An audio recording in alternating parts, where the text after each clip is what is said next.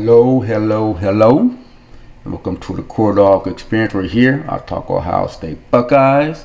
So if you're feeling what you're hearing, please hit that like button. And if you enjoy Buckeye content in general, please subscribe. Trying to grow this thing out, so just keep them coming. Recently cracked 100. Baby steps. Growing it out slowly, so appreciate it. So keep the subscriptions coming, keep the likes coming, keep the comments coming, keep it coming. So, Ohio State, Wisconsin. Another game, another win. I don't care how ugly or pretty it is, a win is a win. You know what's the good thing about being 8-0? Got a chance to go 9-0. Got the chance. Good win, ugly win, but a win nevertheless. So let's just get into it. Offensively, what can you say? First half, we stunk it up. We stunk it up. Y'all know, Kyle McCord, you making it hard on me, man. You making it hard on the brother Kyle McCord. Fans already do not like you. They do not like you. In that first half did not help at all. Did not help at all. Terrible first half from Kyle McCord. But to his credit, he stepped up when he needed to step up, and we'll get to that. But that first half, it was just dying. The turnovers.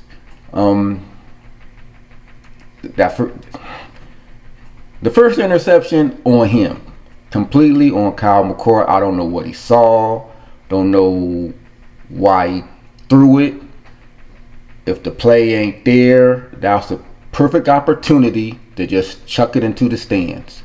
Again, young quarterback, hostile environment. He's been through it before, some fans have pointed out. Some of this learning curve, he should have known by now when to throw the ball away in that type of situation, given the circumstances, the situation, field position. It wasn't there.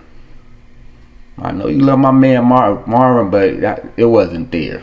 You got to throw that ball away. That first interception's on him, 100%. You McCord haters, I feel you on that one. Pass should have never been thrown. The second INT, that's just good defense. They camouflaged it somewhat. You want to say McCord was locked in on his receiver.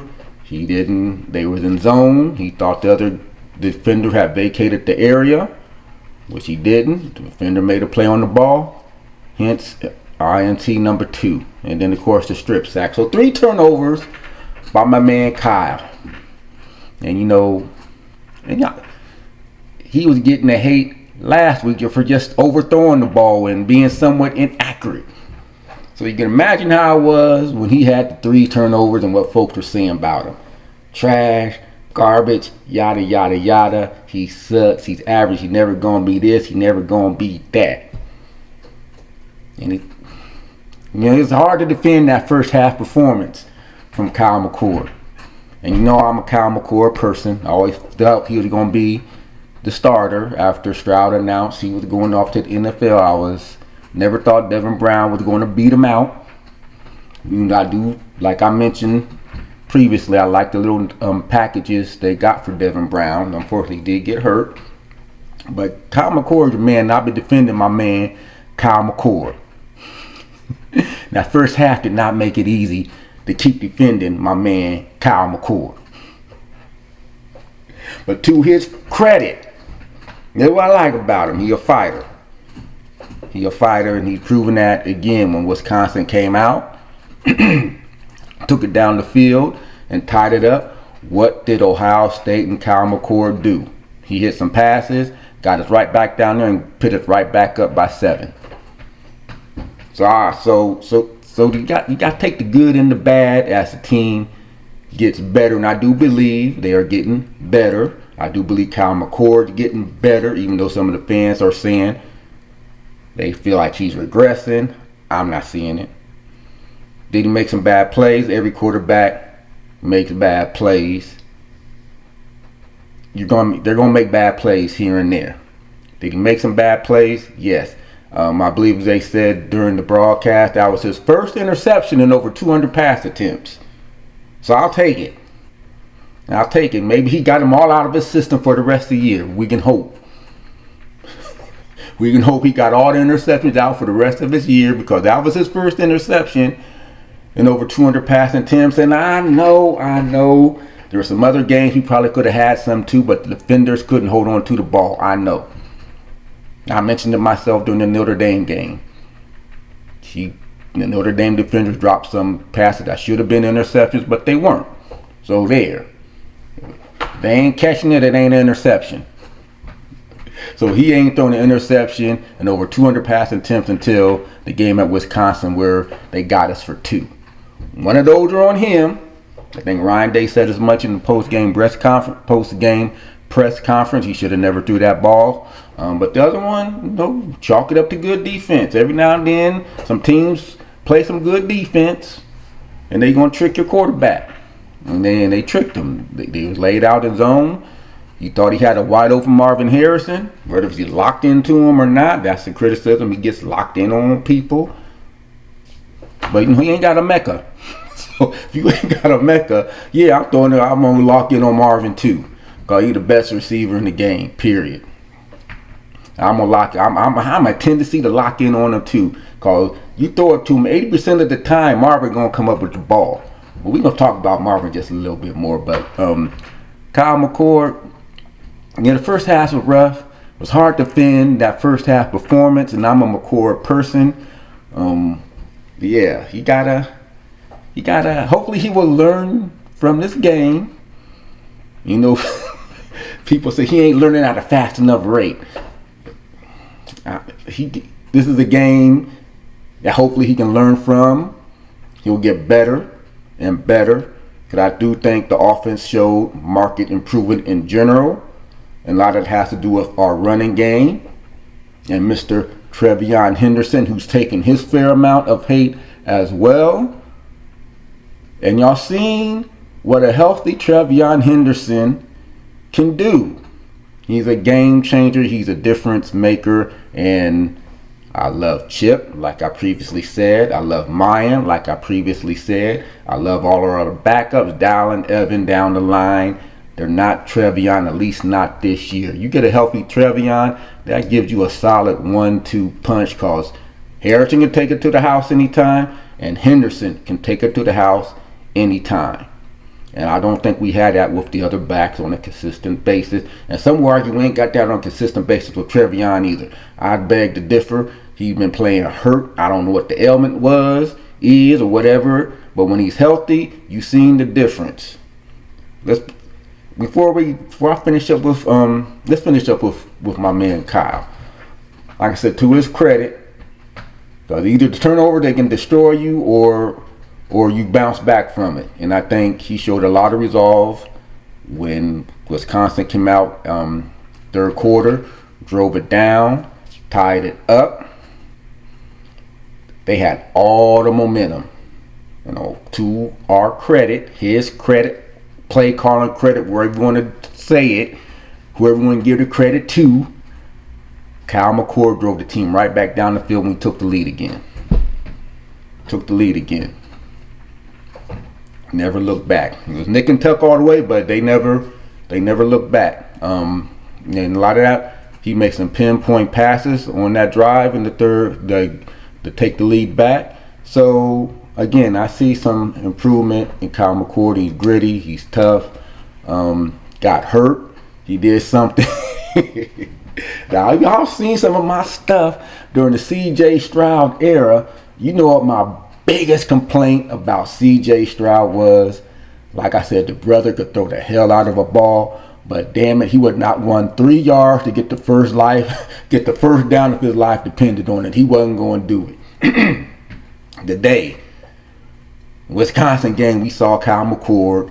He took what was there. Like I said, growth, progress. It wasn't there. His check down wasn't there. The lane was right there. He needed 4 or 5 yards. 3, 4, whatever it was. He ran, he got by, he got just enough for the first down. That's all I ever wanted from my man C.J. Stroud. Take what they give you. On that particular play, Kyle McCord took what was given to him and he ran for the first down, nicked up his leg or whatever he did on that particular play, but he ran it. Didn't try to force it, didn't try to go down. He went and got the first down. It's what you need your quarterback to do a couple times a game. Use your legs to get a first down, and that's what Kyle did on that play. Now, where I fault some of the play calling after that, because people criticized the play calling, is you saw your man was limping and injured. Why are you still trying to drop back and throw the ball? If anything, we could have used a field goal just to go up by 2 scores. So that's one time I think they got a little too aggressive in their play calling because your quarterback couldn't move. He couldn't move. He up there limping. You seen him limping up to the... You saw him limping to try to make the play call. He was... run the ball and kick the field goal, live another day with your quarterback. But I thought they shouldn't have been throwing if your quarterback can't move. I mean, was he going to be able to even plant to throw the ball? I don't know. We don't know because he got sacked. Or if he threw that the intentional ground, I think. Yeah, but they should have protected your quarterback, given that he could not move at that particular time. He was limping and gimping up to the line of scrimmage. Y'all saw it. It was plain as day.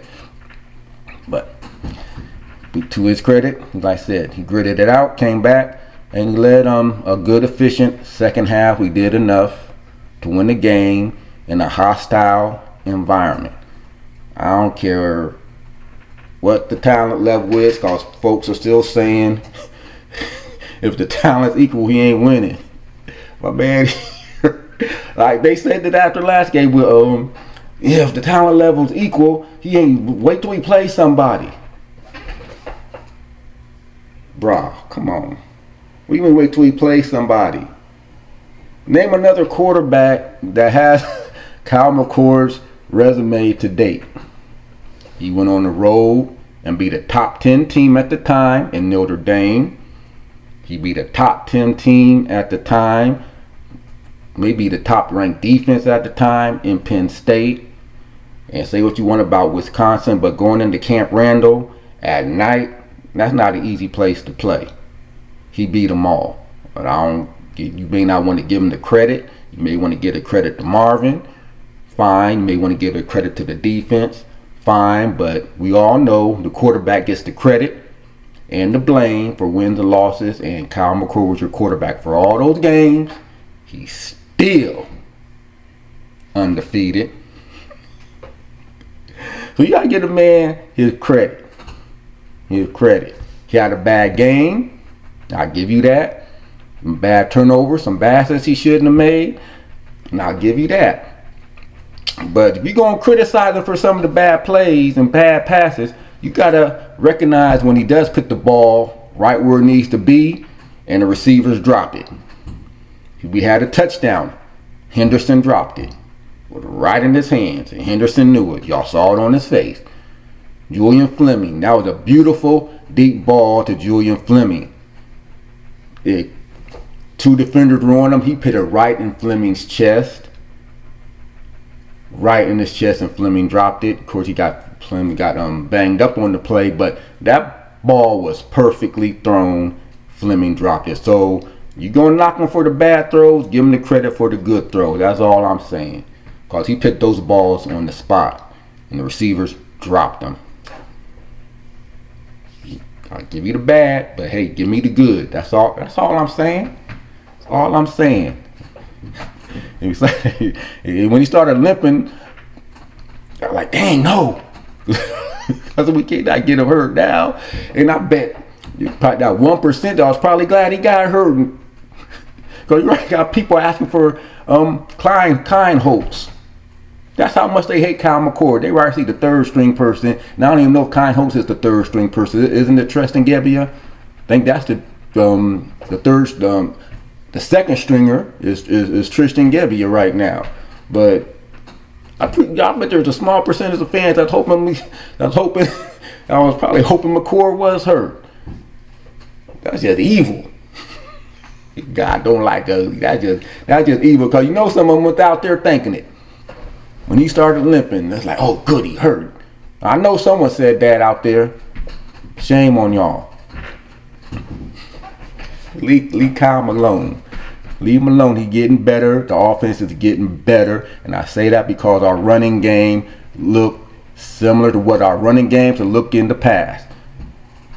Trevion came back, and you saw the difference with a healthy Trevion. People keep wanting to say he just a straight ahead run. He go down on first contact. Nah. He's shifty in the hole, made people miss, ran with power, and more importantly, he get a glimpse of daylight. He can take it all the way. That's the one element he has that the other backs don't. At least not this year. I mean, Evan Pryor may have it, but he's still coming back from injury from last year, and we don't know if Dallin Hayden has that type of speed. Be able to take it to the house. Trevion's a difference maker when he's healthy. And if you hold him out for our bigger games down the stretch, because we know what it was like when he was out last year. So Ryan Days got him on a game count, so be it. As long as he's healthy when we need him for the big games, because he's a difference maker. You see the stat line. Over 200 yards total offense for Trevion Henderson, including running, 162 rushing yards, and what he added in the passing game. He's a difference maker. You need him on the field. He's your best running back. Y'all need to quit with this. Chip's better, Maya's better, Dallin's better. No, they're not. They're not. Remember when they were freshmen? Henderson, Robinson, they were neck and neck. That's how good Trevion is in the college level right now. He might be one of the best. Marvin here. Marvin vouches for his man. I'll take Marvin's word over all the social media warriors anytime. Marvin said he's one of the most explosive backs, and when he's healthy, I think it's evident he's one of the most explosive most explosive backs in football that we got going there. And he iced the game against Wisconsin. Our running game looked good. It complemented the passing game. And if we can get that, just keep getting that better moving forward, that offensive line starts to gel or just a little bit more moving forward. I mean, it's very reminiscent to when Urban came in and took it. Offense got consistently better throughout the year. Offensive line gelled better throughout the year. And by the time the playoffs happened, our offense was humming. And potentially we could get there. Yeah, McCord needs to get better. Our offensive line needs to continue to improve, but potentially the offense is there because the defense is there. I said I was hesitant to say the Silver Bullets are back. That was just an outstanding defensive performance yet again. You give up 3 turnovers in the first half, and you come out of that first half with the lead. Yes, 10-3. 3 turnovers, and they stopped us once on 4th down. How important was that goal line stand at the end of the first half where we held them to 3 points, given what transpired in the third quarter when Wisconsin went down and scored the touchdown? If we had given up a touchdown at the end of the first half, and Wisconsin goes down and scores coming out of halftime, and they look up the scoreboard and they got a 14-10 lead, oh man, you don't give a team like Wisconsin that type of life when they can look up on the scoreboard and see their lead in the game. That stop at the end of the first half was huge to hold them to a field goal. And you know what? I was kind of secretly hoping that they would go for it on 4th and 3, 4th and goal. I was like, why don't you go for it, Luke? The force is with you, Luke. Go for it. Because I don't think they would have made it. That's how confident I feel in Ohio State's defense right now. Because I honestly don't think Wisconsin would have made it on a 4th and goal at the half. We would have went in 10-zip. I was sort of hoping they would go for it. I ain't gonna lie, I was hoping. I was like, you know what? Why don't y'all go for it? I dare you. I triple dog dare you. Go for it on fourth and goal. But they didn't. He kicked the field goal. Cause I don't think they would have made it. I think Luke was probably thinking that we ain't gonna make it. They done stubbed Braylon. He done fumbled twice. He didn't trust his offense. Talking about trusting. But our offense played good. Our defense played good, and a running team, we were the more physical team. Just gonna throw that out there too. Just saying. We won the time of possession battle, run the rushing yards battle, dominated. You want to say dominated? I think we did.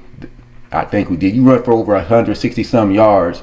That domination. You hold a team that's used to running for over 100 yards. You hold them 100 yards rushing for the game. That's dominating. So we didn't get a lot of sacks, and we got a couple sacks. And then still to come with that type of defensive performance is outstanding. And I think we got an elite level defense. And if our offense can just get a little more consistent in the running game, that'll help our passing game. And like I said, we're going to be a problem down the stretch. Michigan or no Michigan, that's going to be a good game. If we can just keep getting a little bit better in certain areas, clean up the penalties, because that's outside of the turnovers. Those penalties killed us in the second, putting us in third and long situation and letting Wisconsin do their blitzing on us. But all in all, our defense was, again, Jim knows. He, like I said, he tried to tell us, give me some time, and you're gonna see what I can do. And his defense is, statistically, it might be one. It's not like the top defense right now. 10 points, and then that was the average we're giving up on the year is 10. Gave up 10. Think the spread was 14. They got it right again. Now they be knowing these spreads. We got the spread, I believe it was 13.5, 14. Got the 14, but the defense was on point. Offense can get better. You know why our offense can get better? Cause damn it, we got the best player in football. We got the best player in college football, regardless of position. Marvin Harrison, if there's a year for a player other than a quarterback to win it, it's this year. Because there's no dominating quarterback. I have Penix as my leader, but they done struggled against Arizona, even though Arizona's looking to be pretty good. And they struggled against Stanford. I mean, Bo Nix, there's no dominating QB. This is the year that a non-QB should win it because there's no better player than Marvin Harrison. Now, I know the Heisman is not an MVP per se, but where is Ohio State without Marvin right now? Hell, if Georgia don't... Do I want to go there? If Georgia don't target him and knock him out the game, we probably win that game. That's how good Marvin Harrison is. That's the only way you can stop him. It's always funny when the game first starts and people get a couple pass breakups on Marvin. They want to get in his face. Marvin just be looking at him like, I see you. All right. I got something for you. And at the end of the day, Marvin got another 100 yards receiving. I believe he's leading the nation 100 yards receiving now. Another couple touchdowns because they couldn't stop him. They grab him, hold him. With the second touchdown, they were holding him and stuff. He still copped the ball.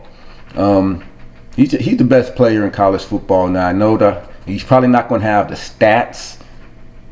Because at the end of the day, they look at stats. He's probably not going to have the stats needed to win the Heisman, but there's not a better player right now than Marvin Harrison. If there is, name him. No, there isn't. He's probably going to go to a quarterback on an undefeated team, because that's what it normally trends to. But those quarterbacks on these undefeated teams are not. They're not as. They're not better than Marvin. I'll just leave it at. I'll just leave it at that. Marvin is your Heisman Trophy winner. If you're giving it this, if they're really giving it to the best player in college football, he would win it. Hopefully, he can have some monster games down the stretch, and he'll get more highly considered. I think he's said he's in the sevens. He's polling that's number 7 right now in the Heisman race, for what it's worth. But I think he is your best player in football, and he should be more highly considered for the Heisman. Another tough game coming up on Minnesota. I believe Minnesota's next up. Minnesota's going to bring a bruising running game. One of those dog fights again. So that's going to be a good game coming up. But initial CFP rankings are coming out, and there's a good chance from some of the folks, y'all are saying Ohio State has a good shot of being number 1 because nobody in the country got a better resume than Ohio State. Nobody in the country is beating the teams that Kyle McCord is beating. They all got at least one win, maybe. But if they base it on teams that are also going to be in the CFP rankings, Ohio State, I think, is the only team that got 2 wins over teams that could potentially be in the CFP rankings when it comes out. Penn State and Notre Dame. We beat them both. One on the road, one at home. And I don't think any other team to say that. I think. I've heard some other folks on the airwaves say Ohio State has the best resume. I haven't looked at all the other teams yet. Some of the bigger games, I know who's got posted some wins. Who's Georgia beat? Georgia's best win is Kentucky. Has Michigan played anybody yet?